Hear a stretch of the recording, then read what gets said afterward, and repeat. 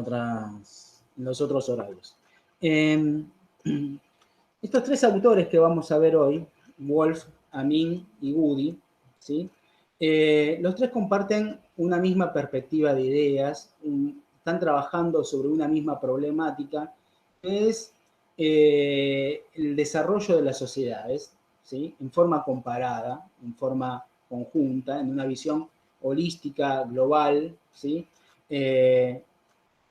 Que comprenden a la vez la larga duración, ¿no? No hablan de un periodo de tiempo acotado, sino hablan de un punto de vista más de largo alcance, ¿sí?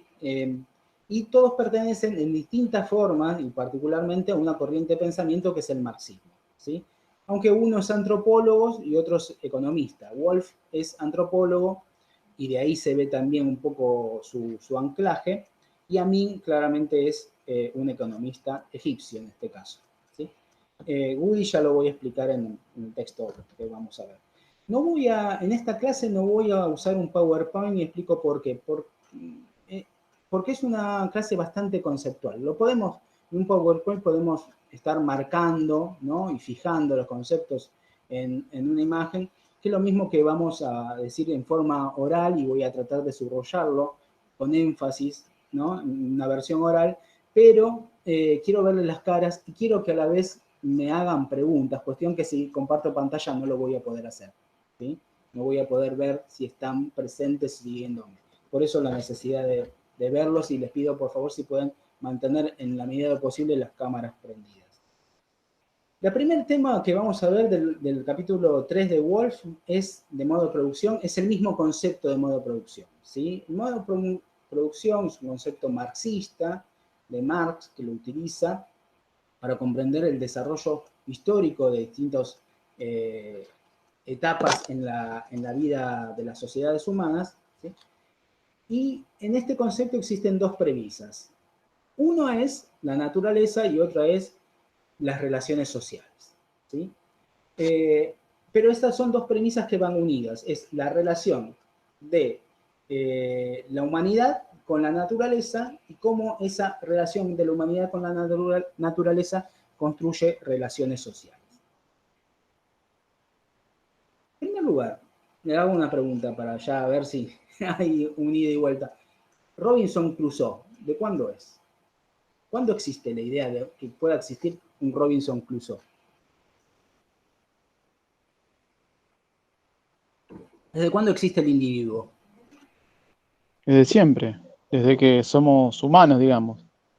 Y la idea esta del Robinson Crusoe, si se refieren a lo que es un individuo que cruza a determinado lugar, se ve desde los vikingos y antes, porque hay teorías, que no me acuerdo de la película, que le hicieron, que es de un arqueólogo, que trata de demostrar que desde Perú se puede llegar a Filipinas. No me acuerdo, con Tiki creo que es la película. Y es como una especie de llanero solitario que se mandó solo y llegó. Eh, no sé si puedo agregar algo. Sí. No, está interesante lo que decía el compañero. Robinson Crusoe me hacía acordar, por ahí porque estudié economía, a Adam Smith y todo el tema de la economía clásica, que lo utilizan mucho como ejemplo, y que Marx les discute que eso es a lo que no va. Entonces a mí me remite mucho a eso, al individuo emprendedor, el individuo que hace su propio capital, y se hace capitalista. Y creo que el libro aparte es de esa época, que es del siglo XVIII, creo. Tomás. Ahí Tomás dice, conviene que tengan los textos a mano. Voy a abrir el chat. Si quieren escribir en el chat, conviene que tengan los textos a mano, dice Tomás, ya que en el formato impreso digital, para ir marcando las ideas claves, o que puedan ir aportando qué oraciones o párrafos les llaman a ustedes más la atención, ¿no? Y es importante lo que dice Tommy, ¿no? Para trabajar en forma más de práctico, ¿sí? Eso que perdimos con la pandemia en las clases virtuales. Decía, individuos, obviamente, existen la individualidad a lo largo de la historia, ¿sí? Individuos, hombres, mujeres, pero somos necesariamente una especie que vive en medio de su entorno natural, ¿sí? Por eso Robinson Crusoe podía existir algo en su entorno natural, en la naturaleza, ¿no? Viviendo gracias a la naturaleza, siendo parte de la naturaleza, pero nunca podría vivir absolutamente solo. ¿Por qué? Porque justamente es un ser social, dependemos de la relación con los otros, ¿sí? Los otros somos nosotros, ¿sí? Pero justamente surge Robinson Crusoe en ese contexto particular, como decía el compañero Endymion, ¿ese es tu nombre? Sí, me llamo Matías, pero quedó así el mail. Por favor, Matías. Eso justamente es producto de una etapa particular del desarrollo donde el individuo se transforma en individualismo, gracias al capitalismo, ¿no? Por eso surge Robinson Crusoe. Pero contrario a esto, justamente Leon Marx lo que discute es que primero somos seres en la naturaleza y parte de la naturaleza, como primer concepto. Como segundo concepto, somos una especie social, ¿sí? Que nos hace ligados en forma individual y colectiva a un conjunto social, ¿sí? Que eso es justamente la forma en que nos ligamos individuos y seres con otros, se llaman relaciones sociales. Y por tanto, la humanidad es producto de esa doble interacción del hombre, y la humanidad, perdón, me va a salir muchas veces el hombre, ¿no? Entendiendo como hombre al conjunto de la humanidad, obviamente que eso es un rasgo, ¿no? De formación de género que tenemos todos como, o por lo menos yo, como una cosa en la cabeza que hay que necesariamente cambiar. La humanidad es el resultado de este proceso entre la naturaleza y a la vez las relaciones sociales de los humanos para transformarlo. Somos, por tanto, una especie que a la vez, en esa doble relación de los seres humanos entre sí y con la naturaleza, va haciendo historia, va transformando su capacidad de transformar la naturaleza, ¿sí? Por medios axiomáticos, o sea, y medios externos, ¿sí? Que son las tecnologías, ¿sí? Los medios de producción, ¿sí? Y a la vez en las formas en que nos organizamos para producir más y mejor, ¿sí? Y a la vez esas formas de que nos organizamos para producir más y mejor, y a la vez la transformación de la naturaleza, de transformar un palo, ¿no? La imagen la imagen de la película ¿no? Del mono con el palo que lo transforma eso en una herramienta y salta ay, se me fue, de Odisea del Espacio, no sé si alguno lo vio, por favor véala, y salta directamente al cosmos y a una base dando vueltas en el universo. Esa relación de transformar un palo en una herramienta, y constantemente estamos transformando, esa es la transformación que requiere acción y pensamiento a la vez, ¿no? O sea, las ideas también son parte de la organización social. Los hombres y las mujeres vivimos en pluralidades organizadas, ¿sí? Pero no todas ellas son iguales a lo largo de la historia, inclusive en la misma época histórica no son iguales entre sí. Ya hemos dado cuenta de justamente pluralidades organizadas en forma diferente entre sedentarios y nómades. ¿Por qué son sedentarios unos y otros nómades? Porque justamente esa pluralidad organizada hace en cuanto se enfrentan con la naturaleza y la forma en que son capaces de modificarla. Uno la modifica, ¿no? A través de adaptándose a su medio principal de vida, que es el ganado, y otro su medio principal de vida, que es la agricultura, ¿no? Entonces, eso van formando arquitecturas humanas que dan cuenta de una organización social diferente. Y ahí llegamos a otro concepto, que es justamente esta arquitectura humana está mediada por un elemento central, que es el trabajo. El trabajo es el medio por el cual transformamos la naturaleza, el medio por el cual somos humanidad, diría Marx, ¿sí? o diría Engels específicamente, que encuentra en el pulgar, ¿sí?, el medio de transformación radical de la naturaleza, ¿no? ¿Por qué? Porque es el que nos permite justamente agarrar el martillo, la herramienta, algo que tienen los primates en general, pero no lo han llevado más allá de un estadio muy inferior al que hemos llegado nosotros como humanidad, ¿no? Los Homo sapiens. Y esto, el trabajo, como la forma de transformar la naturaleza, que permite a la vez la existencia humana, ¿sí?, siempre es social, el trabajo siempre es social. Lo que el modo de producción nos lleva es a comprender el lugar del trabajo y cómo éste se moviliza, cómo se organiza, cómo se despliega, ¿sí?, en un tipo de conformación humana. El trabajo, ¿sí?, la mayoría...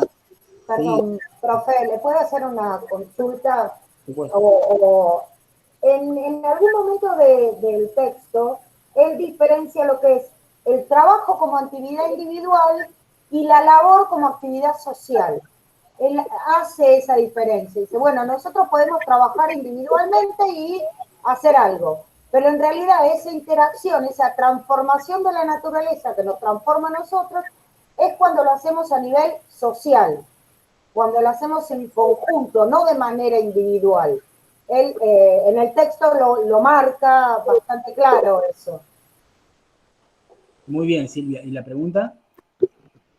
No, era como una cosa, como reafirmar que yo había entendido perfecto, que había entendido bien eso, perdón. Muy bien. Sí, que sí, yo lo había entendido así, que marcaba esa diferencia y que la diferencia estaba en que uno individualmente hace una acción o un trabajo, pero en realidad cuando hay ese ida y vuelta entre trabajo y naturaleza, en esa transformación que transforma, es cuando es en colectivo. Creo que él pone trabajo y labor, una cosa así. A eso, creo que me quedó claro eso quería saber. Muy bien, te quedó súper claro. Y se lo explicaste a los Profe, demás. Sí. le puedo hacer una consulta justamente a lo que decía la compañera. A mí lo que no me queda claro es que Marx hace una distinción entre el trabajo, el que es el work, que es valor de uso, que tiene una connotación cualitativa, y el labor, que es crear valor cuantitativamente. El cuantitativamente sería una acumulación a partir del trabajo. No. Nosotros nos vamos a detener justamente en el labor, digamos, no en el work. O sea, ¿qué quiere decir? Justamente en el momento precapitalista. ¿Sí? Lo que él hace eso, y les aclaro que hay una parte del texto de Wolff que no vamos a leer, o que no vamos a centrarnos acá, que es justamente cuando habla propiamente del desarrollo del capitalismo, así que el que todavía no lo leyó está en la oportunidad de marcar esto antes de leerlo y decir, bueno, me salteo esta lectura, ¿no? O lo hago transversal, porque no hace a la explicación de la clase, no hace a nuestra utilidad, sino Pero, que... profe, Sí, ahí, cuando... perdón, ¿quiere terminar la idea? exacto. Perdón. Hace a la cuestión de las sociedades precapitalistas. Lo que marcan los textos es que, por un lado, está el trabajo individual y el trabajo grupal, ¿sí? Que los dos se pueden llamar work, digamos, uno u otro lo mismo. Pero el trabajo social justamente es lo que nos interesa, que es el labor, ¿sí? Ahora bien, luego en el capitalismo, estos trabajos el trabajo en sí va a ser un valor de cambio, ¿sí? Que van a ser intercambiables entre sí. Pero esto hay que esperar hacia el capitalismo, ¿sí? Todo lo que nosotros llevamos a hacer en el capitalismo es buscamos el clasificado, ¿no? Que es el mercado laboral, nos llamamos y vendemos nuestra fuerza de trabajo. Eso es lo que... y nos dan, ¿sí?, a cambio salario, que es en sí fuerza de trabajo acumulada de otros. Pero nosotros no vamos a entrar a eso, no vamos a entrar directamente al trabajo produciendo más que mercancías, bienes para ser consumidos, ¿sí? Alimentos, muebles, bienes de uso y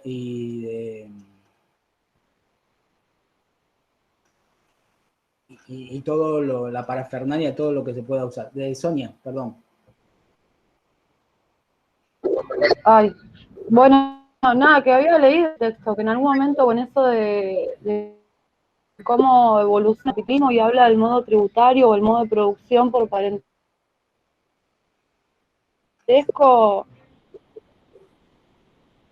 y la forma en la que... Es difícil para mí leer en clave marxista, como lo explica él, pero si tuviera que elegir sociedades o civilizaciones de distintas regiones de Asia, y no todas entran en modo capitalista, lo que sigue del texto me ayudó a entender algunas cosas de los mongoles, y es que entendí bien la clave que propone el autor. Por eso. Nada, que está bueno, que es un texto que por ahí está bueno leer lo que pidió. Bien, bien. Por eso, vayamos despacio que todavía estamos recién en los primeros renglones del texto. Vamos a entrar al conjunto del texto. Pero, Sonia, te escuché entrecortado, pero vamos a ir durante el desarrollo desarrollando lo que te pareció. Entonces, si tenemos que definir... Capaz que... Sí, decime. Sonia. No, capaz que era mi auricular, por eso me escuchaba cortado, ahí me lo Te saqué. escucho mejor ahora.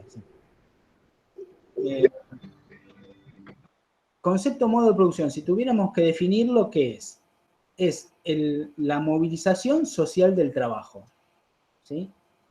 Esta movilización social del trabajo es justamente la transformación de la naturaleza por medio de la sociedad que se organiza, ¿sí? Para poder reproducirse a sí misma, ¿no?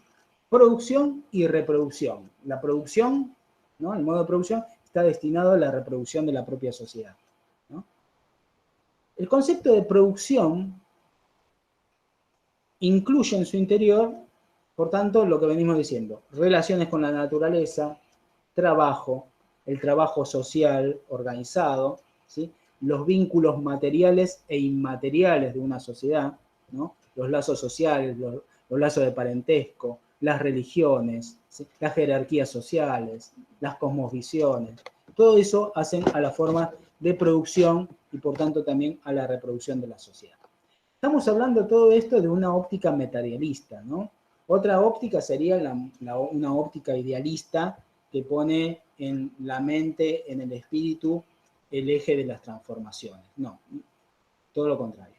Esto no significa que no subrayemos esta idea central de que la especie humana produce tanto con las manos como con la cabeza, y la cabeza no puede estar separado de la acción ideal, sobre la planificación de lo que se hace, la acción, el para qué se hace, cuál es su destino, su lugar en la naturaleza, en la existencia, qué somos en el cosmos, etcétera, etcétera, ¿no? No solo planeamos el trabajo, sino conceptualizamos lo que hacemos con el trabajo. Cuando hablo de trabajo, hablo de todo, ¿no? Perdón, profe, cuando habla de la intencionalidad. Exacto. Pero supone intencionalidad, información, significado, el dar sentido a la vida, digamos, ¿no? ¿Para qué nos levantamos y suena el reloj todas las mañanas y lo hacemos igual, ¿no? Entonces, teniendo modo de producción, ahora vamos a modo de producción en su desarrollo histórico, ¿no? Marx, propio hombre de su tiempo, ¿no? Siglo XIX, lo que describió son diferentes modos de producciones. O sea, el modo de producción no existe uno, existieron varios en diferente momento, es una forma plural también, modo de producción. Entonces, fueron diferentes formas de organizar a la sociedad, a la humanidad, su forma de reproducción, ¿sí? El trabajo socialmente organizado se organizó de forma diferente. ¿Cuál es la primera forma de organizar el trabajo? ¿Sí? ¿Sí? ¿División sexual? La división sexual. ¿Cuál? Sí, claro. Que se trata de la antigüedad, de que, por ejemplo, los hombres cazan y las mujeres hacen recolección y la crianza del pequeño, que esto no es tan así. Pero y si vamos a aplicar una división, sería esa. Bueno, justamente, lo que dice el comunismo primitivo, que es a partir de los trabajos de los antropólogos, ¿no? Que es el primer modo de producción, el primitivo, el comunitario, es que no había división del trabajo al interior de la comunidad. Toda la comunidad hacía en conjunto prácticamente las mismas tareas. Es más, había en ese momento, y era muy probable encontrar, matriarcados más que patriarcados, ¿sí? Y es un poco este ideal, ¿no? La idea del comunismo que toman los marxistas viene un poco de ahí, ¿no? No devolverle el tiempo a la prehistoria, sino volver al trabajo en común, para que no haya justamente una división del trabajo que haga justamente esa división del trabajo, como marca bien el compañero, hace en primer lugar a una jerarquía, una división de género, y luego una división de clases, ¿no? O sea, es interesante esto, pensar como la división del trabajo y la diferencia de género antecede y a la vez alimenta la división de clases. Pero esto es algo que viene después, con los otros modos de producción. Marx describe a partir del modo de producción primitivo, Marx y Engels en conjunto, luego un modo de producción esclavista, ¿no? Que es propio de la antigüedad clásica, que ustedes ya habrán estudiado, europea. Conjuntamente con este modo de producción esclavista existía un modo de producción germano, otro eslavo, un modo de producción campesino podía llegar a existir. Luego un modo de producción feudal, ¿no? Modo de producción asiático, hasta llegar al modo de producción capitalista, ¿sí? No todo, el problema de esta, ¿cuál existe? A ver, yo les describo este conjunto de modo de producción. ¿Qué entienden ustedes? ¿Que uno sucede a otro? No, no necesariamente, porque no todas las regiones se van a desarrollar de la misma manera. Entonces, es más, pueden superponerse, porque puede haber un modo de producción esclavista, pero al mismo tiempo haber un modo de producción feudal, o un modo de producción capitalista que se va a iniciar en Inglaterra, en Europa, y en otras regiones seguir con un modo de producción hasta, no sé si primitivo, pero muy cercano a lo primitivo. O sea, se pueden superponer en el tiempo dependiendo del espacio que estemos estudiando para analizar el modo de producción. Perfecto. Además, ahí pueden existir coexistencias, hasta pueden existir un modo de producción predominante y otro producción subordinado, ¿sí? Nosotros claramente hoy vivimos todos en un modo de producción capitalista, pero esto no quiere decir que no existan talleres clandestinos en Floresta, ¿no? O sea, donde haya personas esclavizadas o esclavización de mujeres, ¿no? Y trata de personas. Y eso es esclavismo. Pero uno está subordinado al otro, no es funcional al otro. Por tanto, la idea de esta división etapista de modo de producción que plantea Marx es propio del pensamiento de su época de escalas evolutivas, ¿no? Un pensamiento darwiniano de fases del desarrollo humano, desde lo primitivo a lo contemporáneo, desde un modo primario hasta un máximo desarrollo y por tanto... Profe. Sí. Entonces, en la visión eurocéntrica sería evolutivo los modos de producción. Exacto. Lo que sea la Europa occidental cristiana. Exacto. Capitalista luego, ¿no? Como objetivo del desarrollo de la humanidad, ¿sí? Igualmente, estamos pensando que todo esto lo escribía Marx también gracias a los informes que le llegaban, ¿no? De los desarrollos contemporáneos de europeos que iban a explorar el mundo, ¿no? De una exploración desde anteojos europeos de las formas de vivencia de otras sociedades no europeas. Por tanto, había un preconcepto sobre esa mirada, sobre otras civilizaciones, otras culturas, otros pueblos, que llevaban a extrapolaciones, a formas de interpretación erróneas, etc. Y por tanto también Marx, que lo escribía esto tomando esos informes, le podemos echar un poco las culpas, pero no tanto. ¿Se entiende? Hoy lo tenemos que comprender en su época. Por tanto, más el concepto, más como una utilidad en cuanto clasificación, nos permite utilizarlo más como una forma de comprender la organización de la propia sociedad, de las sociedades, ¿no?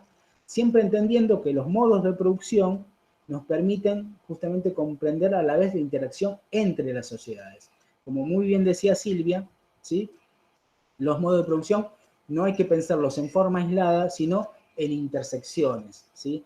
En relaciones intersistémicas entre distintos modos de producción, y a la vez dentro de esos modos de producción también con diferentes formas que pueden existir de organización del trabajo, ¿sí? Entonces, no sería la idea de encajar sociedades en modos de producción, sino ver el propio desarrollo histórico de cada una de esas sociedades. Pero dentro de todos estos descripciones de modo de producción nos vamos a detener en uno que hace pie e hincapié Wolf y Amin, que es el modo de producción tributario que decía antes Sonia. ¿Por qué nos vamos a detener en eso? Porque es justamente el modo de producción tributario, el concepto, la herramienta con la cual nos va a permitir comprender la forma de organización de las grandes sociedades agrícolas, las grandes sociedades estatales, ¿no? Que son las civilizaciones, que son las que vamos a desarrollar más adelante. Modo de producción tributario, ¿qué estamos hablando? En primer lugar, partamos de un elemento central. Decíamos, es el modo de producción, forma de organización del trabajo. La primera forma de organización del trabajo es aquel que produce a través de la transformación de la naturaleza. ¿Quién es el que produce en el modo de producción tributario? ¿Quién es el? Profe, ¿puedo repetir la pregunta? La última parte que se cortó. ¿Quién es el que labura? El que trabaja, el labor. ¿En un sistema tributario? Sí. Y es el campesino, en este caso. Muy bien. O sea, ¿solo el campesino? No, claro, él habla del sector... La comunidad en su conjunto. Claro, La aldea. él habla del sector primario, creo, en una parte. Exacto. Lo que hay que entender, y ya tal vez un poco con trampa la pregunta, es que laburan todos, ¿no? Porque puedes decir, ¿el sacerdote labura? Sí, labura el sacerdote.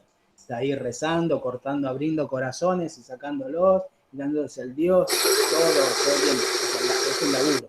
Te lo regalo ese laburo, estar ahí arriba de la pirámide azteca.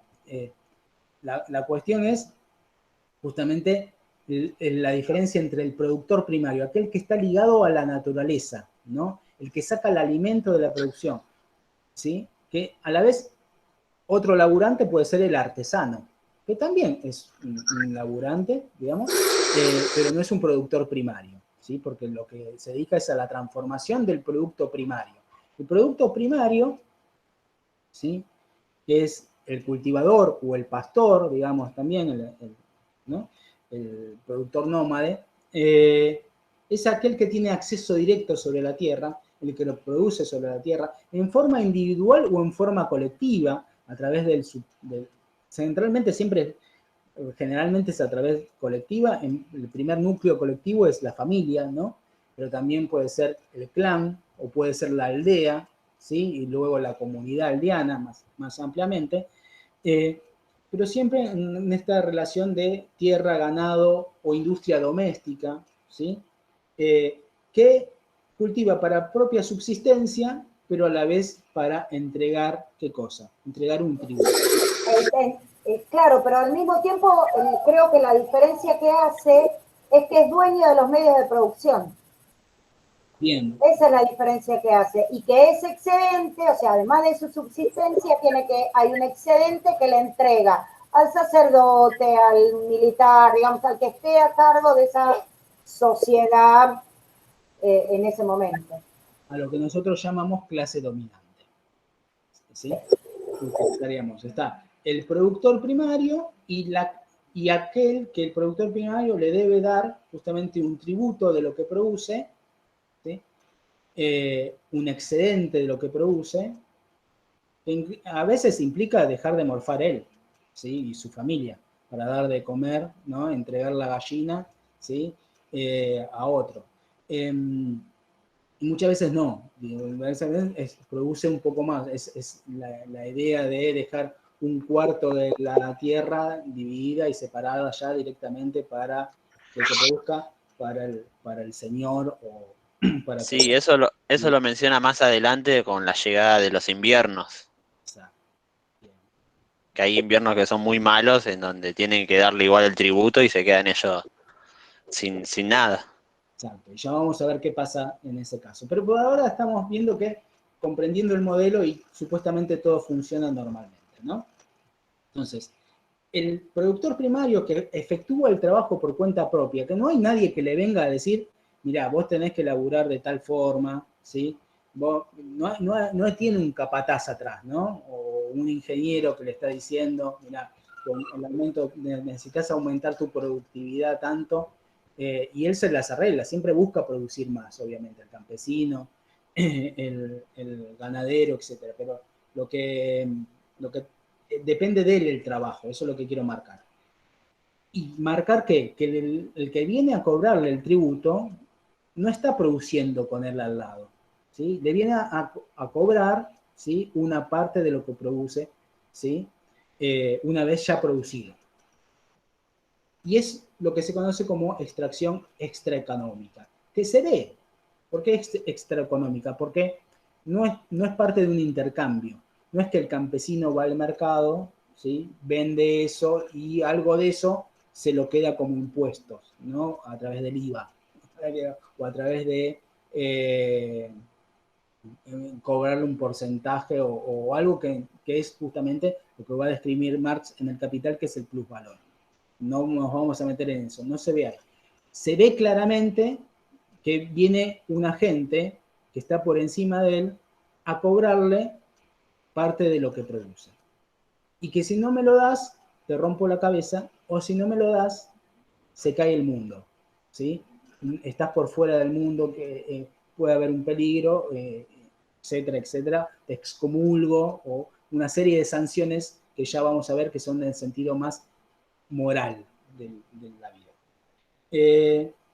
Y eso significa que el productor primario, tanto él, su familia o su comunidad, como la tierra misma, carece de libertad. Un cierto grado de libertad le es negado, ¿sí? Porque justamente parte de su vida y su propia reproducción depende de la entrega del tributo. Y esto nos define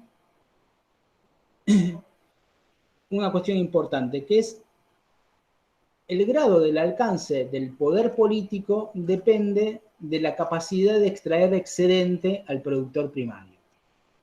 ¿Se entendió esa frase?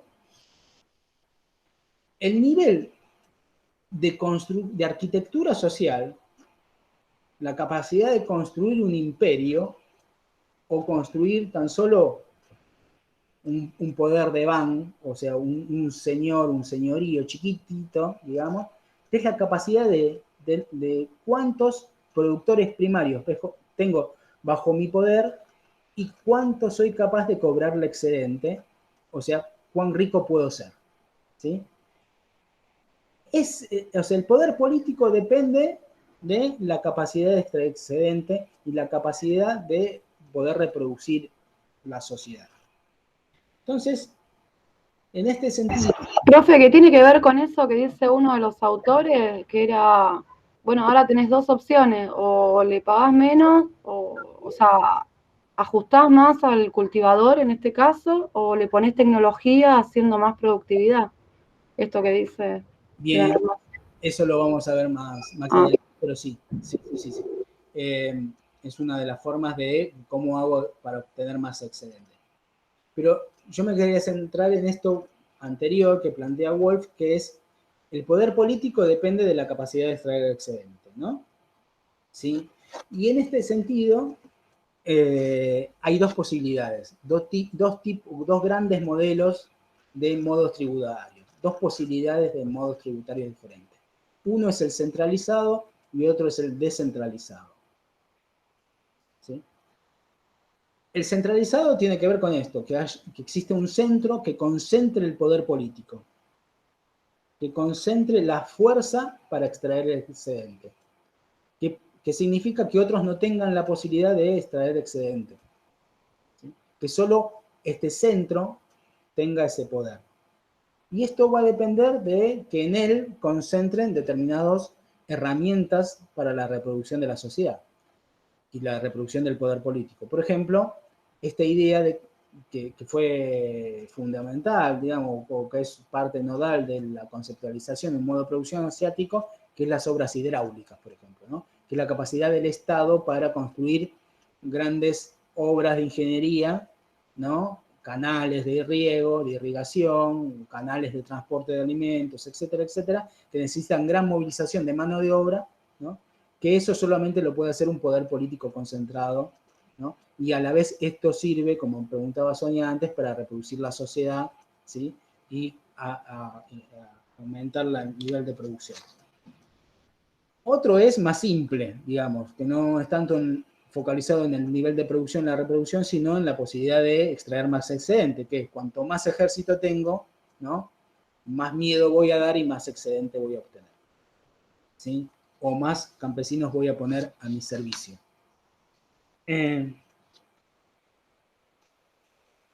Y esto permite, ¿sí?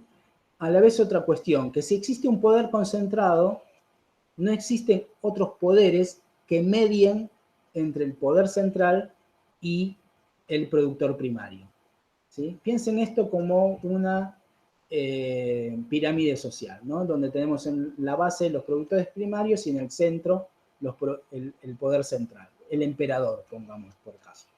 ¿Cómo hace el emperador? ¿Va uno a uno de los campesinos de su imperio chino a buscar el excedente y el tributo? No, Sonia. No. No, manda a su ejército o manda a sus funcionarios encargados de recolectar el excedente, acompañado siempre de una fuerza militar. O también de una fuerza ideológica, religiosa, moral. Sí, el sacerdote no va a ir a cobrar el excedente tampoco, pero sí está detrás justificando esto, ¿no?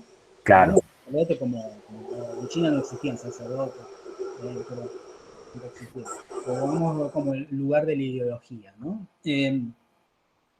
Lo que claramente ninguno nos dice es que está mediado por un poder local, digamos, un señor que es dueño de una parte del territorio que le da este excedente, que pasa por él el excedente hasta llegar hasta el emperador. Seguramente el emperador chino lo que mandaba era a sus burócratas, ¿sí? Sus funcionarios, a sus gobernadores locales, ¿sí? Que interactuaban por él con los campesinos, ¿no? A la vez que tenía justamente una guarnición que le servía, etcétera, etcétera. Y esto significa que no existen mediadores. Aunque los mediadores, o sea, el poder central no surgió de la nada en China, ¿no? Siempre el poder central va surgiendo de una aglomeración y una conjunción de distintos poderes locales, ¿sí? Lo que significa que antes de que exista un poder local, existió un poder, antes de que exista un poder central, existió un poder local. Y esto, justamente lo que nos permite ver es el otro momento, que es el de la fragilidad. Cuando en las manos de los señores locales, en la mano de los gobernantes locales, existe la posibilidad de obtener tributo, ¿sí? Esto significa que existe un poder central que es débil, que es frágil, del cual depende de estos gobernantes locales, de estos señores, para poder él cobrar tributo o quedarse con una parte del excedente, ¿sí? Esto justamente es lo que permite al poder local, ¿sí? Restringir el envío de excedente al centro. Cuando ya no es el gobernador puesto en forma directa por el emperador, sino es mediante el jefe del clan, mediante el señor que gobierna determinada provincia, que tiene su propio ejército, ¿sí? O sea, la posibilidad de cobrar tributo significa la posibilidad a la vez de tener un propio ejército para sí. ¿Sí? No es que yo cobro excedente y me alimento yo exclusivamente, sino alimento mi corte y alimento también mi ejército, ¿sí? Cuando es el poder central, alimenta a su ejército, al ejército del emperador. Cuando es el poder local, alimenta al ejército propiamente de este señor. Y este señor, al justamente restringir el envío de excedente al gobierno central, ¿sí? Lo que permite es construir alianzas con otros señores locales para poder disputarle el poder a poder central, ¿sí?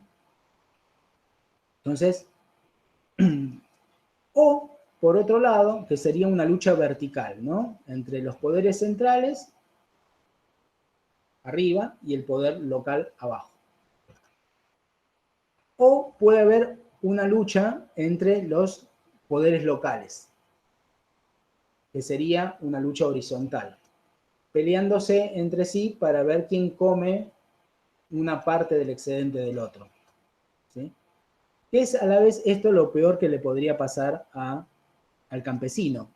¿Por qué? Porque se están peleando, él sigue produciendo y vienen señores por arriba queriéndole uno y otro cobrar tributo, lo que genera muchas veces anarquía. Y si ustedes ven una película clásica de Akira Kurosawa, ¿sí? El director de cine japonés, que es, por ejemplo, Los Siete Samuráis, no sé si alguno lo vio, porque después está su versión también en western y demás.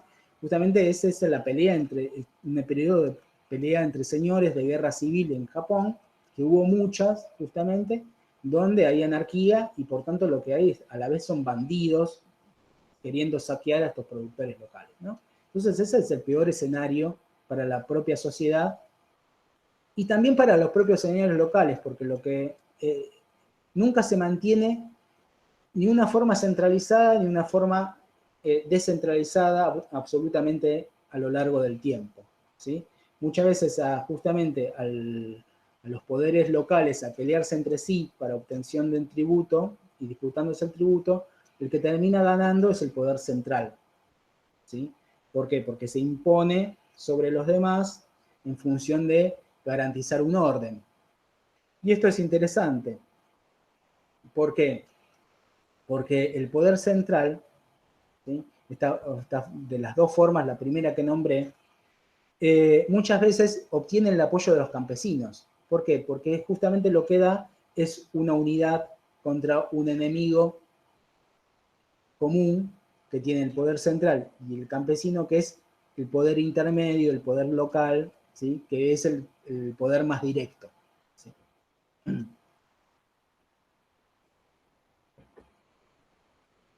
Otra cuestión importante que describe Wolf es el lugar de los comerciantes en el modo de producción tributario.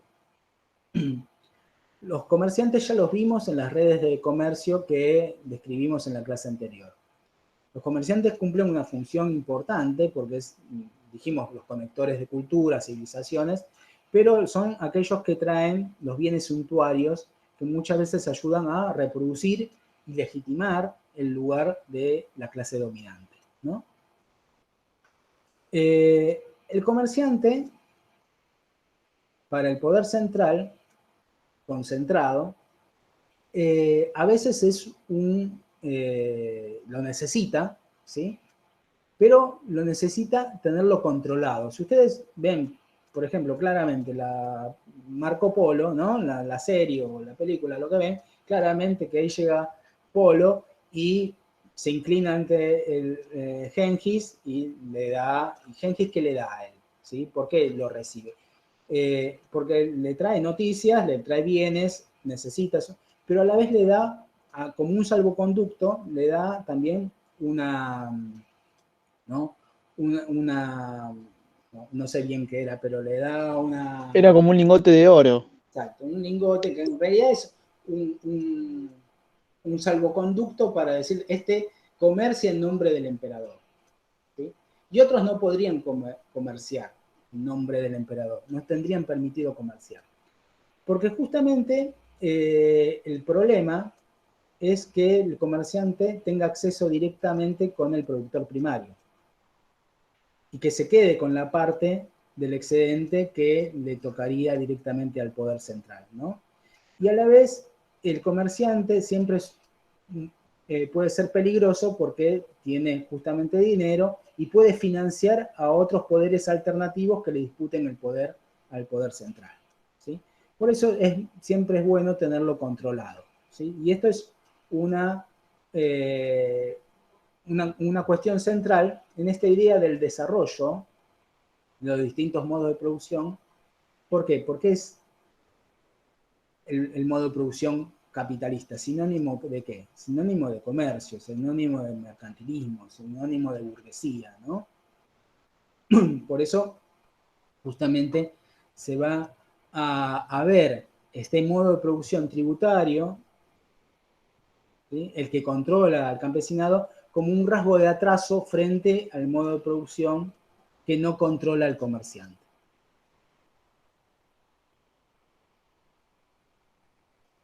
¿Y cuál sería ese modo de producción? ¿Ustedes ya hicieron medieval, por ejemplo, o moderna? ¿Cuál sería el modo de producción que no controla al burgo? En el cual surge el burgo.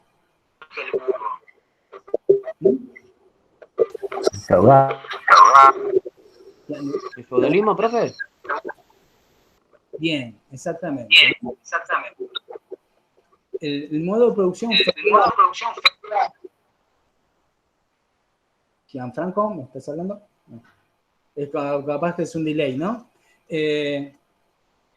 Modo de producción feudal justamente es aquel que, por su rasgo característico, que es la ausencia de centralidad, ¿no? Modo de producción feudal son muchos señores peleando cada uno desde su castillo para arrebatarle justamente productores primarios al otro. Es claramente el modo de producción tributario descentralizado, el modo de producción feudal. Justamente por esa descentralización, por esa debilidad del poder de la clase dominante, es que surge en sus intersticios, ¿sí?, el burgo, el comerciante, ¿sí?, el que comercia entre los feudos, y va adquiriendo cada vez más autonomía, ¿sí? Esto es lo que no, justamente no pasa. Profe, pero también... ¿Sí? No, le iba a decir que sí, la atomización del poder da lugar al feudalismo, pero el mismo feudalismo después da el pie al capitalismo, con la iglesia, los monasterios, los molinos, todo eso le da como un repié a que entre la siguiente parte. Bien, pero eso es justamente en Europa, por el propio desarrollo europeo, y ni siquiera en Europa en conjunto, ¿sí? En realidad el capitalismo es producto de un desarrollo particular en Gran Bretaña, ¿sí?, en el sur de la isla, y luego ahí después se va desarrollando.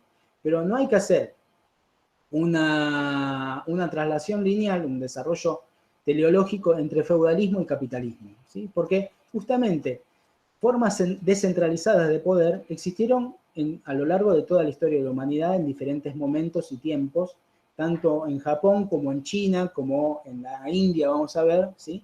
Y no necesariamente ellos dieron formas al capitalismo, ¿sí? Eso es importante. Ni tampoco, justamente todo lo contrario, digamos, ni modo de producción centralizados, ¿sí?, modo de producción tributarios en su formato centralizado, impidieron necesariamente el desarrollo del capitalismo, ¿sí? Lo que sí muchas veces se toma como de una visión eurocéntrica, ¿sí?, plantear que donde existe feudalismo, existe más posibilidades de desarrollo del capitalismo, o, mejor dicho, se mide la historia a partir de la propia experiencia europea, ¿no? Eso es lo que claramente dicen los autores que no hay que hacer. Como una distinción de grados de feudaloidad o feudalismo, que obviamente luego ver si hubo modernismo, Revolución Francesa. Es que, profe, Sí, justamente, ¿escuchá? sí, Que justamente en la carrera vemos media y moderna y se ve el feudalismo y solamente se toma Europa, Francia, Inglaterra y España y no mucho más. exacto. Y se piensa que, bueno, hubo solamente feudalismo en la región europea y de ahí saltó el capitalismo, pero se podría analizar de otras maneras también. Sí, sin duda. Lo que sí hay que tener claro que, feudalismo, inclusive como la idea que nosotros tenemos de feudalismo, o probablemente como se denomina feudalismo para los que acuñaron el término como una fase histórica, es de Europa occidental, de algunos lugares propiamente de Francia, el centro de Europa, el centro europeo alrededor de Rin, Inglaterra y hasta ahí nomás. Digamos. Ese feudalismo después no es el mismo que existe como feudalismo en Europa oriental, etc. ¿no? Pero por eso nos interesa más plantear que tanto el feudalismo es una forma, que es la forma descentralizada del modo de producción tributario, al igual que la forma centralizada del modo de producción tributario, ¿sí? Es esta forma, o sea, son distintos modos en que se representa y se desarrolla a lo largo de la historia un solo modo de producción, que es el modo de producción tributario, ¿sí? Son variaciones dentro de ese mismo modo de producción. Y en realidad, a lo largo de la historia, lo que se da más es una oscilación entre la centralización y descentralización, entre estas dos variaciones. ¿Se entiende esta idea? Profe, le hago una consulta. Sí. En el modo tributario, ¿existe la propiedad privada o esa es la gran diferencia con el feudalismo? En el feudalismo tampoco, supuestamente existe la propiedad privada. No, o sea... Porque estaba leyendo el texto de Perry Anderson, las dos notas esas que están que están en el estado absolutista, que está en la complementaria, y cuando habla de los del modo de producción asiático, la gran diferencia que hace Marx, acá lo tengo anotado, que señala Perry Anderson, es que habían inventado esta categoría para averiguar a ver por qué las sociedades no europeas no devinieron en lo que sea el capitalismo más allá de toda la civilización y todo el progreso que tenía, porque si tenían las condiciones no se volcaban al capitalismo. Bien. No sé quién me hizo la pregunta. Hugo. Hugo, ahí la pantalla entre muchos a veces se me pierde. Lo que dice Hugo me viene al anillo al dedo para avanzar con el texto de Amin, que justamente una de las cuestiones que trata de aclarar es que no hay que focalizarse tanto en la condición jurídica de la propiedad, ¿no?, de la tierra, para comprender y absolutizar una forma de reproducción de la sociedad, una forma de producción de la sociedad. Lo que importa más es el control social, dice Samir Amin, ¿sí? ¿Por qué? Porque en la India, por ejemplo, existían 3 formas diferentes de propiedad de la tierra, ¿sí? Donde iba desde la propiedad privada, la propiedad colectiva de la aldea, la propiedad del marajá, etcétera, etcétera. En China existía la propiedad privada del comerciante, en Japón también. No es que en las sociedades asiáticas no existía la propiedad privada, sino lo importante es quién tenía el control sobre el sujeto productor. ¿Por qué? Porque a pesar de que exista la propiedad privada, había jerárquicamente alguien por encima de ese propietario que le podía robar el producto, ¿sí? Y ahí no había cuestión jurídica que valga, ¿se entiende? Robar en sentido de extraer el excedente, más o menos, digamos, ¿no? O sea, entonces, el modo de producción tributario es la forma universal, dice Samir Amin, de las sociedades precapitalistas avanzadas. Por ejemplo, en el modo de producción de los nómades no existe modo de producción tributario. No es una forma de producción avanzada.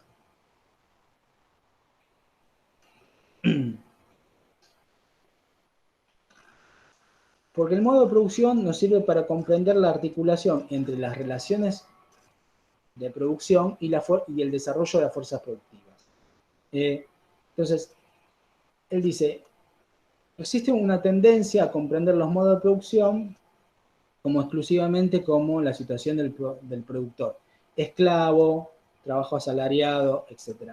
Cuando esto existió siempre, así como existió propiedad privada, existió trabajo asalariado. El tema es cuál es la forma predominante en la sociedad, ¿sí?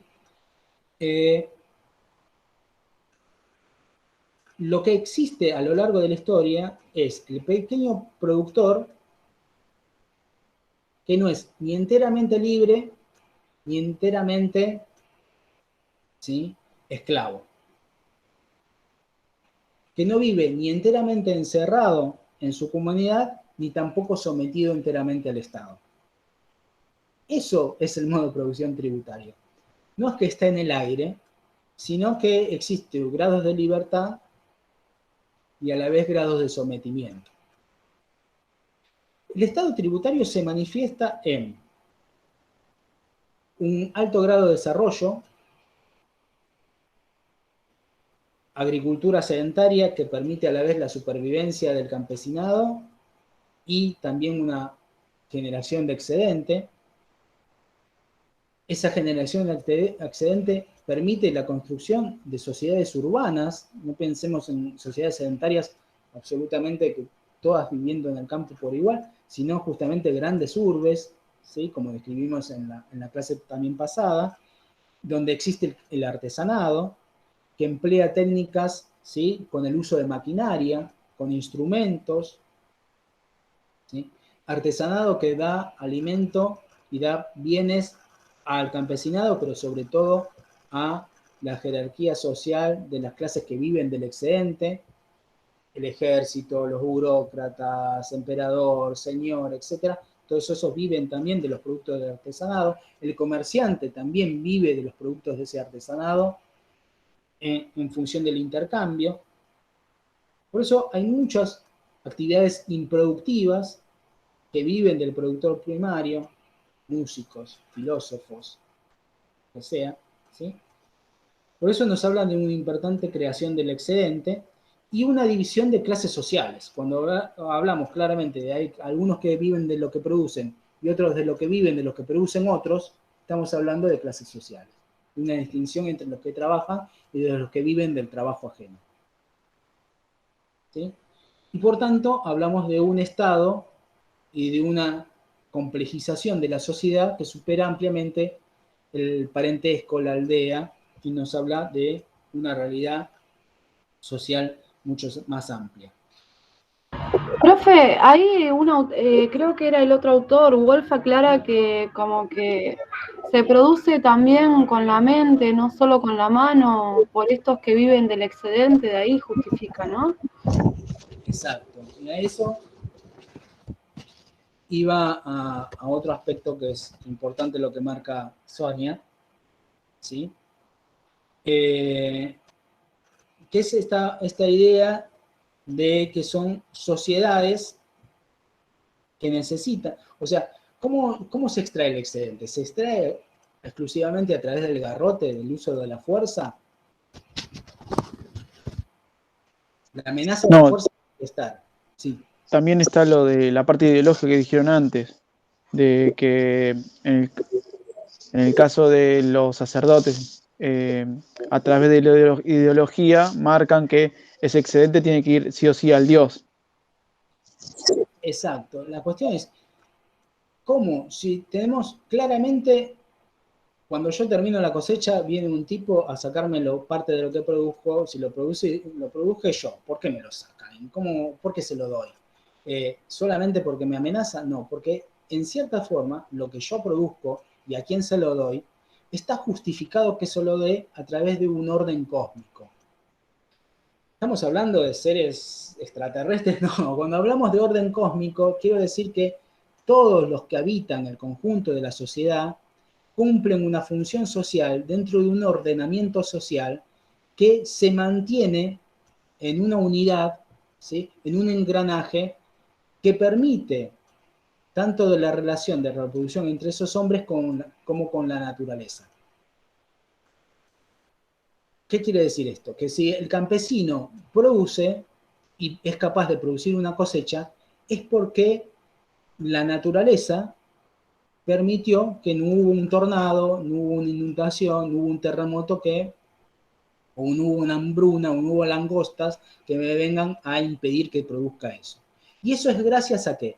A que rezo, es gracias a que mantengo mi lugar jerárquico en la sociedad de levantarme todos los días a mantener mi campo, porque hay otro que se levanta todos los días a rezar a una divinidad para justamente permitir que todo siga así en este orden natural de las cosas. Es un orden, porque estamos hablando de sociedades precapitalistas, regido por esto que decía al principio de la clase, la relación entre hombres y naturalezas. Por más grandes centros urbanos de millones de personas que puedan existir en Nankín, lo que dependía Nankín, esa gran urbe, o la ciudad imperial de Pekín, digamos, ¿no? Dependía de que exista un campesino que siga produciendo. Y de ese campesino seguía dependiendo del régimen biológico, de lo que describíamos antes en el anterior capítulo con Marc.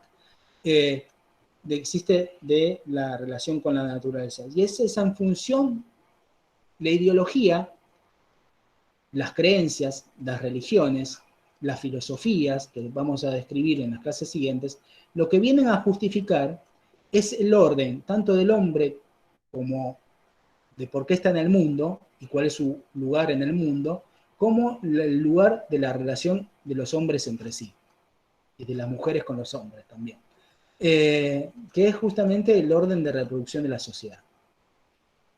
Las ideologías lo que buscan de mantener es un equilibrio entre el hombre y la naturaleza, un equilibrio cósmico, y un equilibrio de la propia sociedad. Las ideologías son una forma de regulación de la sociedad, que es una forma de justificar por qué yo le tengo que dar mi tributo a esta persona que viene. Profe, por ahí no son un garrote, pero sí son fuerzas coercitivas, ¿no? Son que te fuerzan a... Si uno se pone a pensar de que justamente yo dependo, o sea, le tengo que dar porque si no me excomulgan y quedo por fuera de mi comunidad, ¿sí? Y paso a ser un hereje, digamos, y capaz que me queman en la hoguera, digamos, entonces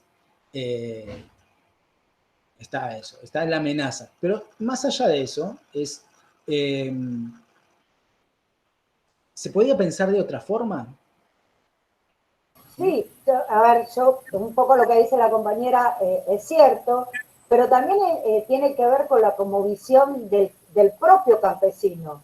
Sí. O sea, más allá de lo coercitivo que pueda parecer, hay una cosmovisión, una percepción del mundo que si yo no entrego ese excedente, a mí me puede pasar algo. Quizás lo podríamos resumir, trabaja con el miedo, con el temor.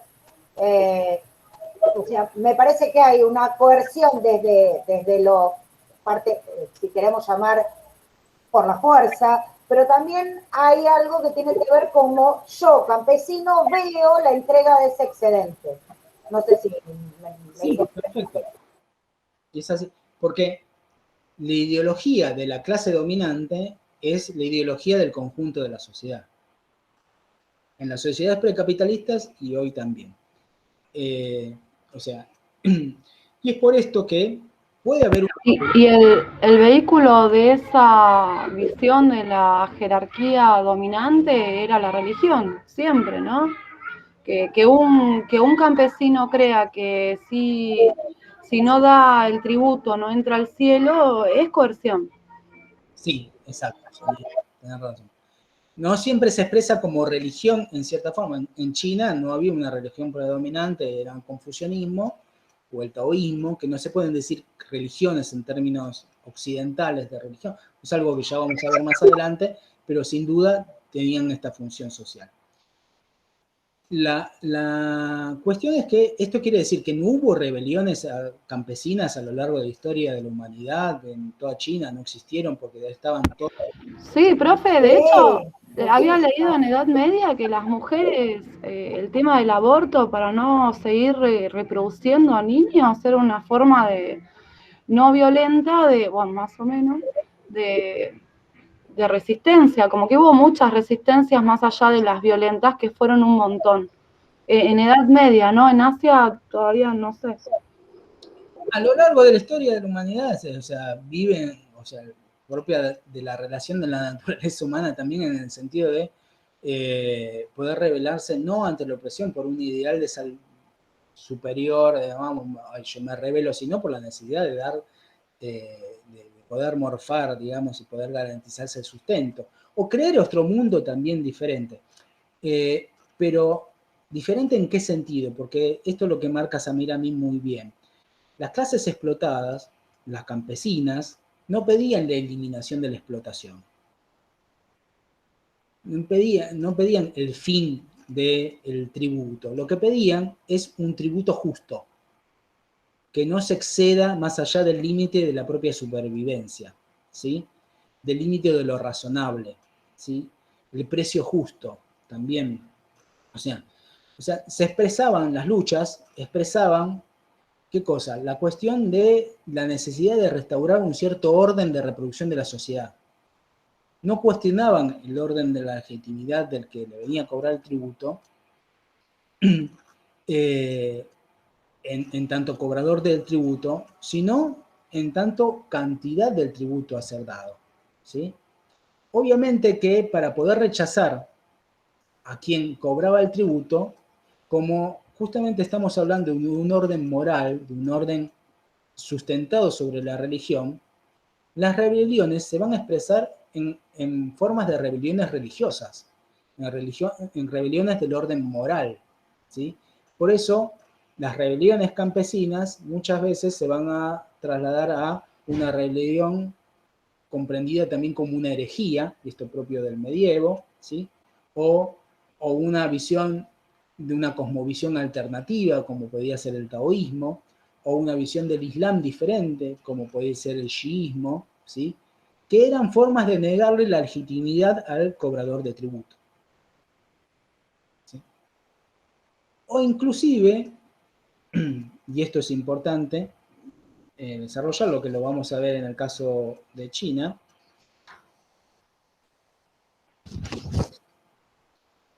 del orden ideológico central que tenía la idea del mandato del cielo, por ejemplo, en China, ¿sí? Lo vamos a desarrollar más adelante, pero ¿qué significa el mandato del cielo? El mandato del cielo es ya vayan yendo a Olcombe para la semana siguiente, que ahí lo explica, ¿sí? Es el cielo, ¿no? El orden cósmico, le da al emperador un objetivo que es justamente mantener el orden de las cosas, ¿sí? Y ese orden de las cosas implica una jerarquía social y la reproducción de la propia sociedad. Pero, ¿qué pasaba si venía un terremoto, venía una hambruna, venía una sequía, algo que no permita la reproducción de la sociedad? O eran invadidos por los nómades. ¿Qué significaba eso? Significaba que el emperador estaba haciendo algo mal, no estaba obedeciendo al mandato del cielo, no estaba garantizando el orden cósmico, y por tanto había la posibilidad del derecho a la rebelión contra el emperador, ¿sí? Muy interesante, esto lo vamos a profundizar cuando veamos China.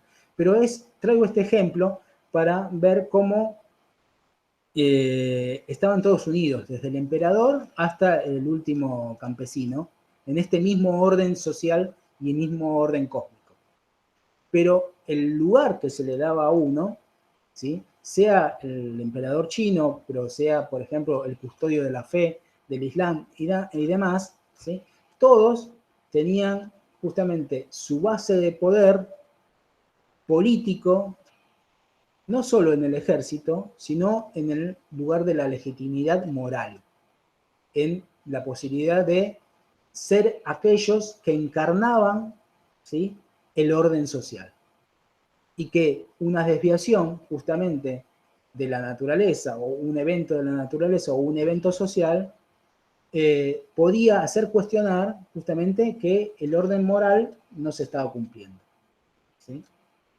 Y es justamente lo que dice, por ejemplo, el chiismo, que dice, ustedes no son los verdaderos herederos de Mahoma, ¿sí? Los califas abasíes o omeyas, son en realidad esta otra rama de la familia del profeta, los chiíes, ¿no? Y por tanto tengo el derecho a rebelarme contra vos. ¿Se entiende este vínculo? Esto pasó en el mundo árabe, como pasó con la secta del turbante amarillo en China, que se rebeló contra el emperador, etc. ¿Preguntas, dudas? Nos quedan 7 minutos y los voy a aprovechar para hablar sobre el concepto de civilización en Wolff. ¿Alguien quiere decir algo? Sí, una pregunta no referida al tema, sino al TP del 24. Bueno, bancá que termino con el... Sí, por eso. Y Después vamos le pregunto entonces. las preguntas. El concepto de civilización está ligado a esto que venimos hablando del modo de producción, pero hace referencia también a algo que vamos a ver más adelante, por ejemplo, con el CONVE mismo, que es la relación entre China y el conjunto de Asia Oriental, que es la idea de que zonas de interacción cultural. A lo largo de la historia, en las sociedades asiáticas, lo que vamos a ver es que existen sociedades que son hegemónicas, que tienen un alto grado, que dijimos, a través de su modo de producción tributario, una centralidad en una zona, y a la vez componen circuitos de interacción político, cultural y comercial con zonas lindantes. El Imperio Chino con las Coreas y Japón, con Indochina, ¿sí? O vamos a ver zonas... ¿Y cuál es esta interacción? Esta interacción significa que hay un determinado modelo ideológico que por su grado de desarrollo implica que la élite, ¿sí? Ser un lugar de ejemplo para otras élites, ¿sí? O sea, de querer parecerse, de querer reproducir ese nivel de desarrollo. Y esto significa crear órbitas de interacción política y económica de influencia. Estas órbitas son, por tanto, lugares donde coexisten y a la vez hasta compiten diferentes civilizaciones, o sea, modelos culturales, sociales y económicos. Por ejemplo, Asia Central, donde compite, ¿sí?, tanto la China como las formas de persas e islámicas, ¿no? O Indochina, que compite China con la India como aporte cultural. Y esto es importante en función de que se subraya la posición también de esta élite en función de su diferencia con los productores directos. Las clases dominantes son clases dominantes porque justamente son aquellas que no están ligadas a la producción primaria. ¿Sí? Cuanto más distante se está del productor primario, más clase dominante es. Más se justifica su lugar y su origen, su lugar jerárquico sobrenatural, porque más desligado está de la naturaleza misma. ¿Sí? El mandato celeste, el guardián de la fe, el Señor por gracias de Dios, etc., ¿no? Y interactúa con el resto de la sociedad por intermediarios, burócratas o sacerdotes.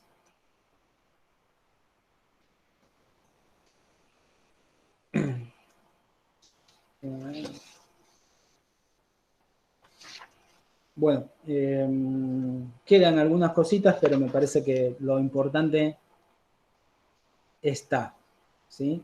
Una cuestión más para subrayar de este modo de producción tributario, etcétera, es que no eran sociedades estancadas. Como dijimos, alto desarrollo, ¿sí? Formas sociales evolucionadas, como cuestión que vamos a ver con el texto de Woody, justamente representado en la cuisine, que sería la alta cocina, ¿sí? Pero con esta idea evolucionista, esta idea estapista del desarrollo, se entendió que el capitalismo era el último lugar de escala y posibilidad de desarrollo de la humanidad, y por tanto se vio que era lo único que evolucionaba. Europa fue la única que evolucionó, ¿sí? Porque es la única que alcanzó el capitalismo. Por tanto, todo lo demás estaba estancado, porque si no llegaron al capitalismo desde otro lado y tuvo que ser importado desde Europa a través del colonialismo y del imperialismo, quiere decir que estas sociedades estaban estancadas. Esa fue la lectura predominante en el siglo XIX y sigue siéndola, lamentablemente, por parte de muchas otras visiones de la historia. Lo que quiero decir es que no eran sociedades estancadas, no eran sociedades inmóviles, pero que no llegaron al capitalismo porque no tenían necesidad de llegar al capitalismo, muchas de ellas, porque eran sociedades exitosas en su propia reproducción. O porque justamente o llegó el colonialismo y obturó un pasaje que posiblemente muchos autores dicen que en India y en China se estaba desarrollando, sobre todo en India, hacia el capitalismo. Pero todo modo de producción, y más un modo de producción exitoso, toda sociedad y civilización, se piensa a sí misma como insuperable. ¿O ustedes piensan hoy día cuál es la superación del modo que estamos viviendo? ¿Quién dice? O sea, ustedes es más fácil, y con esto termino, que piensen que vino la pandemia, ¿no? Para demostrar más que nada que la humanidad puede caerse, derrumbarse y dejar de existir, que el capitalismo transformarse en una sociedad mejor, ¿no? O en algo. O sea, al caerse el socialismo real, las visiones de futuro, ¿no? Ya lo decía los Sex Pistols, no hay futuro, ¿no? O sea, justamente el capitalismo se piensa a sí mismo como eterno y como mejorando dentro de sí. Y de la misma forma pensaba el emperador chino, digamos, de su propia sociedad, o los califas del Islam. E inclusive las alternativas muchas veces de las que se dan hoy en día, más que un pensar en el futuro, están pensando en una vuelta atrás, ¿no? En un mejor tiempo. El ISIS, por ejemplo, fue eso, ¿no? Hay que volver a los tiempos del profeta Mahoma, inclusive vivir como en la Arabia del siglo VII, ¿no? De forma terrorífica. Muchas veces inventando cuestiones que no existían en esa época del profeta. Pero bueno, consultas, dudas sobre el tema de clase, cuestiones que haya quedado para aclarar.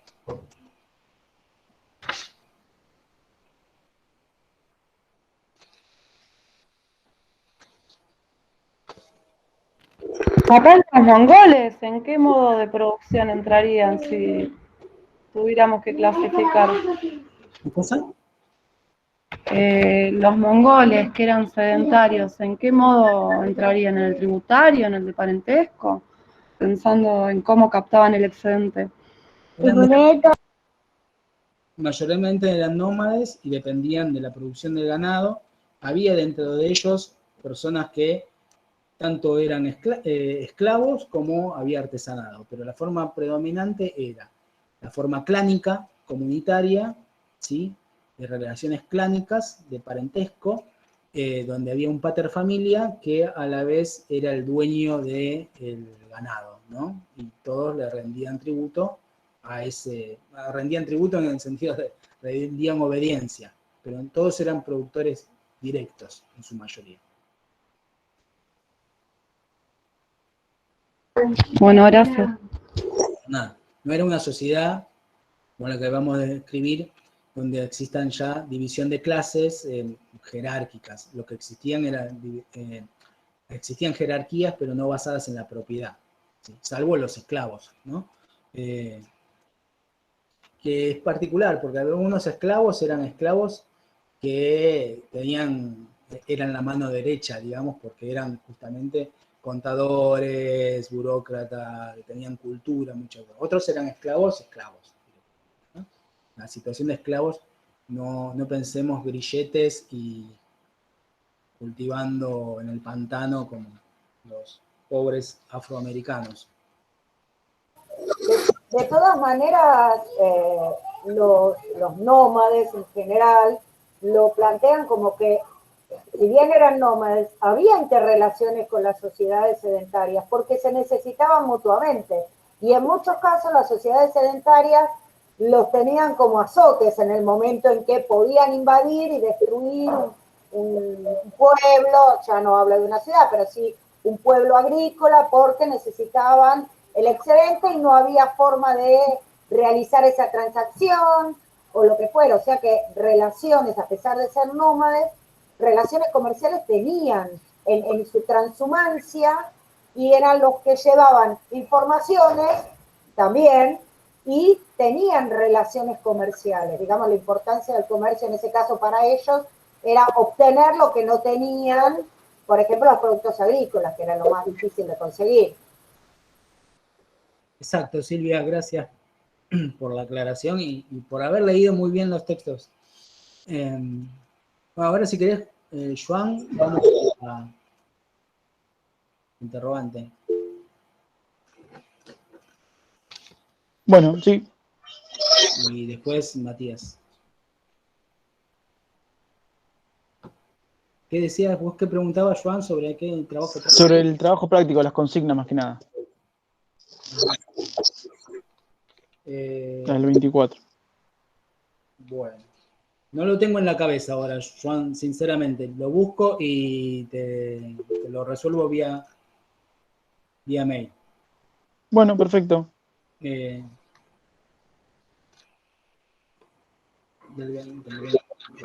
Profe, la semana que viene nos vemos. ¿Cómo? La semana que viene nos vemos, sincrónico. Nos vemos. Buenísimo. Texto del combo. 3 capítulos. Matías, se te había dejado la mano. No sé cómo se baja esto. Yo tampoco. Ahí está, bajar la mano. No, yo tenía una... Sí, tenía una pregunta, no sé, por ahí es muy adelantada para el momento del curso, pero me quedaba pensando porque tengo entendido que en China van a tener mucho peso a lo largo de distintos momentos de la historia, un grupo de gente que lo llaman señores de la guerra, y no quería saber cómo encajan en el modelo tributario ese grupo de gente. Muy bien, Matías, muy bien tu pregunta. Es un ejemplo justamente de feudalismo en China. En realidad es el momento donde es el momento donde el imperio, ¿sí? El primer imperio cae, ¿sí? Y ese poder se vuelve a disgregar en señores de la guerra, luego en reinos que se juntan, pero esto se va a repetir hasta en el siglo XIX, perdón, en el siglo XX, donde justamente luego de la fallida Primera República China, vuelvan a aparecer lo que se conoce como los señores de la guerra, tomando el nombre de aquellos primeros señores de la guerra del año 2000 antes de nuestra era, ¿sí? Pero eso es algo que se repite de centralización y descentralización.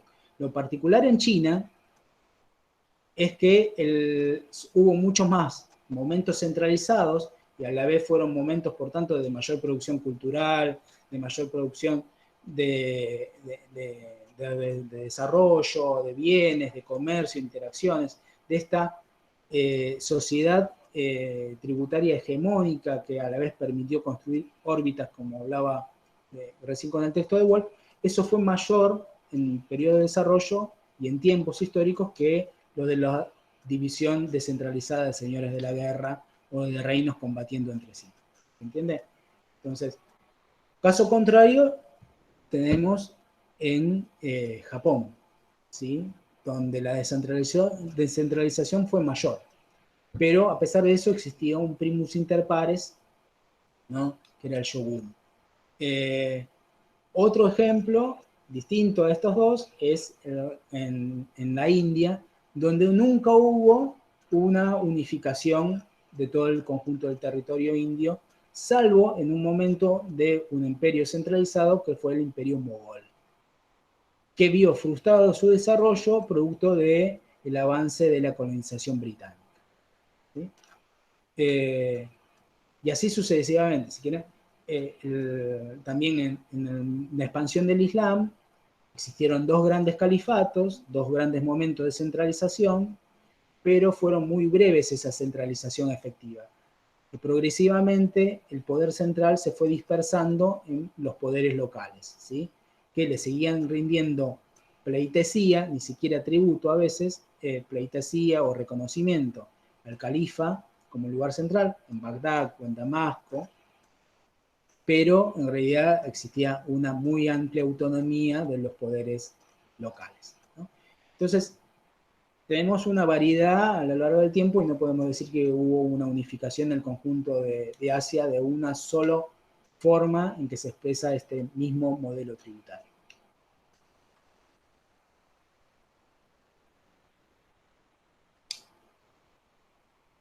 Bueno, Tommy, ¿querés agregar algo, decir algo? Sí, un poco para aclarar la duda a Joan y después para ver para el resto un poco, aprovechar para que quienes no leyeron los textos por ahora, léanlos después de haber visto las claves de jerarquización de la información que entraba, algunos apartados que no entraban.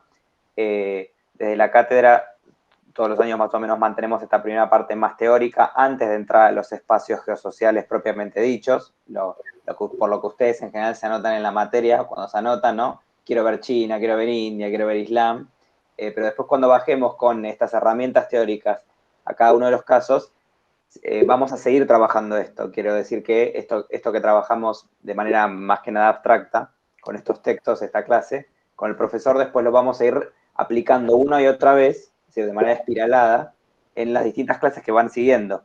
Todos estos temas que nosotros trabajamos, de cuál es la relación entre el poder central y los intermediarios, cuál es el rol de los comerciantes, cuál es la relación entre cambio político y conflicto. En cada una de las regiones que nosotros después vamos a recorrer, nosotros vamos a bajar a tierra, por decirlo de alguna manera, a casos concretos, lo que estuvimos más o menos problematizando en la clase de hoy. Así que siempre piensen que lo que vemos en esta materia es recursivo. Vamos volviendo sobre los mismos temas, agregando capas de información. Estas cosas por ahora más o menos están abstractas, algunos casos concretos que estuvimos viendo o preguntas que ustedes hicieron, como el caso de los mongoles, pero después ya todo esto va a ir cayendo mucho mejor. Es importante no saltar de entrada directo a los hechos y sí poder problematizar un poco en estas primeras clases cosas que no son obvias o no son livianas, como qué tipo de historia nos contaron o con qué narrativa de historia nos formamos en el profesorado, cuáles son las preguntas que le planteamos a los estudiantes en el aula, cómo algunas corrientes críticas de la economía política fueron revisando las categorías. Así que esto que esta clase discutimos con el profesor, resáltenlo particularmente y después lo vamos a ir aplicando de vuelta en las clases que vienen cuando veamos los distintos espacios geosociales. Sobre la pregunta que habían hecho del trabajo práctico, por las dudas, chequeé el último cronograma y todo. Por ahora no especificamos, como estamos en esta primera parte más teórica, de aparato teórico, y de discusiones más interpretativas y de introducción a la materia, no estamos con los primeros trabajos que ya después vendremos a decirles y aclararles qué fecha vamos a tener y cómo los van entregando, que sí son específicamente para cada espacio geosocial, lo vamos a ir viendo con tema de mapa, tema de fuentes, esquemas conceptuales, lo vamos a ir trabajando y lo vamos a avisar con la fecha de entrega para cada comisión. Por ahora es importante que en este primer tramo, sobre todo de la cursada, nos interesa manejar muy bien la comunicación con ustedes, que estén a bordo de la materia, que puedan acceder a los materiales, chequen que puedan acceder a los materiales de estudio, al grupo de Facebook, que estén en el grupo de difusión o la cadena de difusión de WhatsApp, que reciban los mails y tener estos primeros encuentros sincrónicos para poder manejar estos intercambios. Siempre, para que no sean igual que los videos o que ustedes solo leyendo los textos, está bueno que, aunque sea una mínima cosa que les haya gustado, les haya generado dudas, les haya chocado con lo que vieron en otra materia, se lo traigan anotado y en la clase lo puedan compartir. Porque con el intercambio es mucho más rico, aunque sea con estas pequeñas dudas que ustedes trajeron en esta clase, ven que la discusión se vuelve mucho más dinámica y mucho más rica porque es más significativa para ustedes. Así que cualquier cosa de los trabajos lo vamos a estar avisando ahí dentro de poco. Eso quería preguntar. Si alguien no está en la cadena WhatsApp del turno vespertino, ahora les dejo, vamos al revés, les dejo mi correo y mándenme su número de teléfono y con ese número de teléfono yo ahí los incorporo. Es un canal de comunicación más, como el de Facebook o la cadena de mails, para que, sobre todo por la pandemia, rápidamente ustedes sepan si se postergó una clase, si hay alguna especificación de trabajo práctico, y por más que no haya así imprevistos o anuncios institucionales parroquiales, nosotros podamos ir avisándoles, leímos estos textos, estos son los textos para la semana que viene, este es el link al video de la próxima parte de asincrónica, cosa de mantener el seguimiento. Ahora les dejo acá en mi mail en el chat y si no vienen recibiendo los avisos por WhatsApp, por favor escríbanme, así yo los agrego y les voy pasando la información.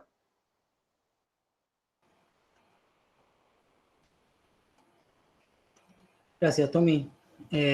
Bueno, me parece genial lo que ahí Tommy ya está escribiendo. Por favor, copien. Y les repito el mail también de la materia que pueden escribir ahí ante cualquier consulta. ¿Sí? Que lo vemos nosotros dos comúnmente y les respondemos. Bueno, nos vemos la semana que viene. Estamos yendo todavía despacio, pero por favor vayan metiendo segunda, tercera en las lecturas. No se queden atrás con las lecturas. Vayamos avanzando. Hemos reducido la cantidad de textos que nos vemos por encuentro, pero igualmente se mantiene el conjunto de textos que están por tema y entran todo ese conjunto de de textos para trabajarlos en los parciales, ¿sí? No se me quede en Google, te veo sonriendo, es una advertencia, perfecto. Hasta ahora vengo joya con la lectura, vengo al día, así que vengo bien. Tomen el ejemplo de Hugo, muy bien. No sé qué, para enriquecer justamente la dinámica de las clases, que nos podamos encontrar, estamos todos haciendo un esfuerzo y está bueno aprovecharlo. Así que por eso mismo les agradezco a todos que estén acá presentes, inclusive si hay otro de otro curso, y les vuelvo a pedir disculpas por fuerza mayor lo que levantar la clase pasada, espero que no se repita. Bueno, nos hablamos, nos escribimos, cuídense mucho. Chao, profe, que esté bien. Chao, profe. Igualmente. Chao. Chao, profe. Hasta luego.